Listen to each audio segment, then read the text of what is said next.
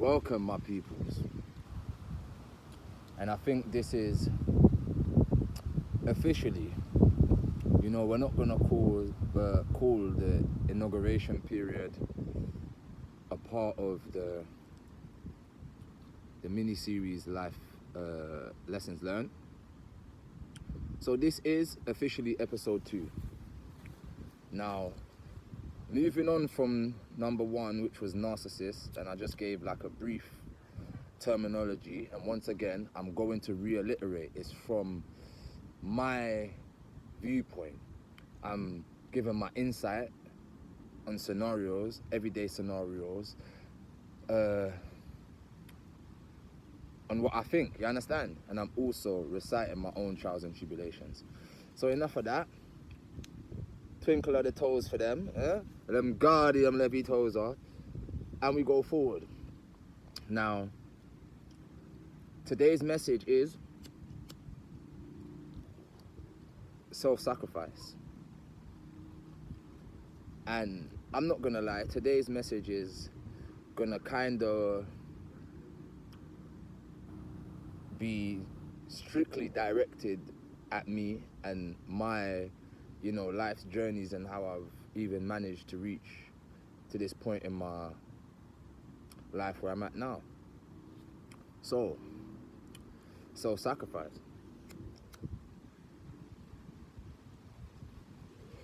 I might not see as much of it in society nowadays because I think that's more of a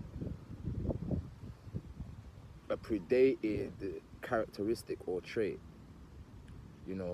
Nowadays not a lot of people are selfless unless there's an incentive. Do you know what I'm saying? But that's neither here nor there. So, if you've been attentive, then you would know I said, yo, it's windy out here because I'm out here in nature. But yeah, I said, yo, like, I had the chance to live, but I went through 7 years tribulation again because I thought I was Superman with a cape. Now, I self-sacrificed my own opportunities, my own career, my own relationships, everything for the betterment of other people, whilst the whole time those people wanted me completely gone out of the picture. Now, what did that do? I self-sacrificed, and I wouldn't say I got the bitter end of the stick, but it's like, as I'm saying to you, in today's day and age, because that's not a common characteristic, you stick out like a sore thumb. Even though I'm not trying to stand in, I'm made to stand out. It's like, yo, I really need to mind who I deal with at all times. Now, let's say even immediate individuals, family, wife, this, that, and the third. Let's say I'm currently being stalked by an actual stalker, like a serial killer stalker sort of situation. Now, I self-sacrificed to save people's feelings. Why? Because I can see the lengths people will go to lie to avoid their actual reality. It's like, look, my actual reality, I've got near enough all black on with a bit of orange. If I then turn around and say, no, I've got all luminous on, I'm deluded. But if I continue to propagate the luminous, the repetitiveness will make me believe my own lie, and that's a detriment to my own being. Now, let's say my stalker might know this, or I hope you're not listening. I said to them, the individuals that sent you on this dummy mission are doomed because they can't come with me. And I tried to show this individual, even though you can't force people to drink from the water, you're not a good person because you're doing wicked stuff. But stop following people. You're not even strong enough. Do you understand? Now fast forward, you're still stalking weirdo stuff. Everybody's doing weirdo stuff, and that's because they're not comfortable with their current state in life. You understand? But enough of that. I'm gonna fast step back to, like I'm saying to you, self-sacrifice. So cool, I self-sacrificed with that last individual, and I said to them, I was meant to be released in a certain manner. You know, not to say all of this is rushed and I'm just going forward to get my side of the story out, but I was someone that the whole time I was playing chess and not checkers, and I was really trying to lead by example, then once again to see who's even worthy to share in the spoils. So all of that self-sacrifice. Now look at the funniest thing. That last individual that I was trying to, you know, drop some gems on and some game, there was a scammer. Do you get me? Scamming off my things and bare stuffs and theft and all of this. Look what the self-sacrifice got me.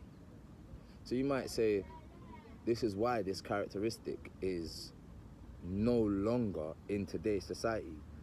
But I beg to differ, because I think if I wasn't as selfless as I was, would I have made it alive here today? If I look at my peers, I've got peers either in jail, dead, clout demon, that just on the wrong side of the fence that I would wholeheartedly like to be on. So saying that now, yeah, cool. This individual still did that, all of this theft, not just them. I'm not putting the blame solely on them. There's immediates, there's old acquaintances, there's a lot of people in my life's journey that I've self-sacrificed for, that was to my detriment in a state of illusion. What do I mean by that? To my detriment to how people want you to live. But once again, this is what I'm saying. It's like it was for my own betterment, because I made it. I'm alive. I'm breathing, healthy, strong like ox, strong in a earth. Told them, look, Lemgardium Levit. I was about to say it, but I never said it. So, yeah, it's like everything is perspective and what you want out of life. Now,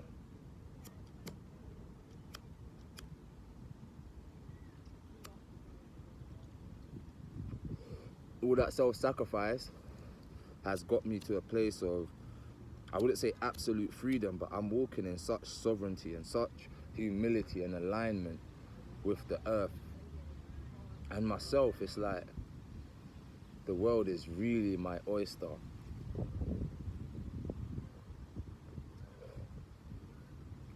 With no limitations, regardless of what's going on outside of me. And why do I say that? Because then now it correlates to my characteristic of the self-sacrifice, because I came out on a mission. I was hidden in plain sight for the big dog. Once again, I was just seeing who is worthy, not to put all this glitz and glamour on myself, but yo, pure holiness. My intentions are always my reward. So imagine my intentions is just selflessness to help others. So what's my reward gonna be if others wanted to lick me down or steal from me? My reward must be great. Now, me knowing certain things like that, as I stated, I was playing chess and not checkers. It's not about, you know, life is a marathon. It's not a race. As I said to you, I have people that are in prison for life, people that are unalived. And I'm here alive. And that's not gloating, but I'm just saying that to say, because there's hitman, spells, poison. Yo, there's a death certificate in my name now. Do you know what I'm trying to say? It's serious out here. But I'll correlate it to the it says, you know, there's more with us than against us. So people might look at me and think I'm alone, but I ain't alone. You just don't really see what's with me, or the meaningfulness, or the purpose behind what I stand for. There's a saying I always use, there's method behind the madness.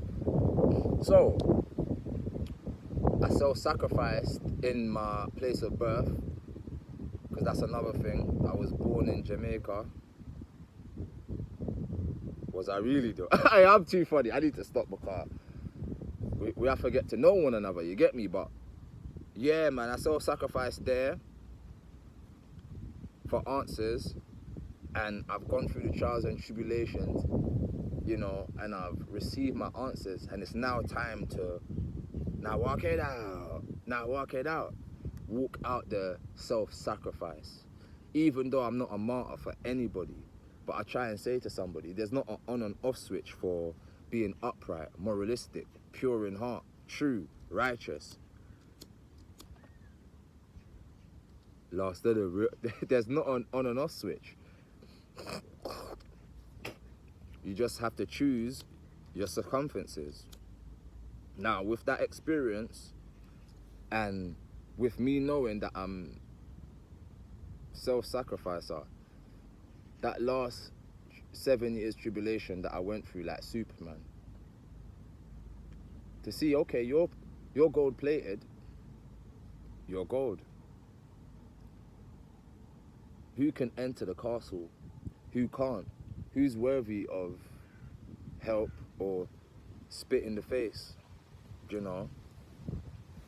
And it's like, much is given, much is required. I totally understand that. But also,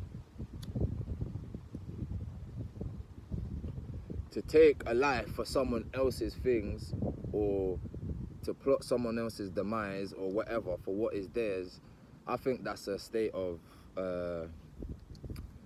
mental illness. But the world is going in a state that's, you know, is too materialistic rather than holistic. It's too materialistic. Watch this. You see how I can come out here, love my own company, sniff some air, make the toe them breathe, bun my look, yeah, and hold the vibes, and like I'm saying, to recite my life, and I could be so fulfilled. And it's not to say that I didn't used to live a different way before, partying, this, that, whatever, As I'm saying, the point of this channel is to help people embrace their individualism, exchange experiences that are similar, where people can, take the meat out of that and spit out the bones out of that and see how they can better their own self. You understand? Because when you look outside, everything is conditional, from the governmental infrastructures to even people that so forth say their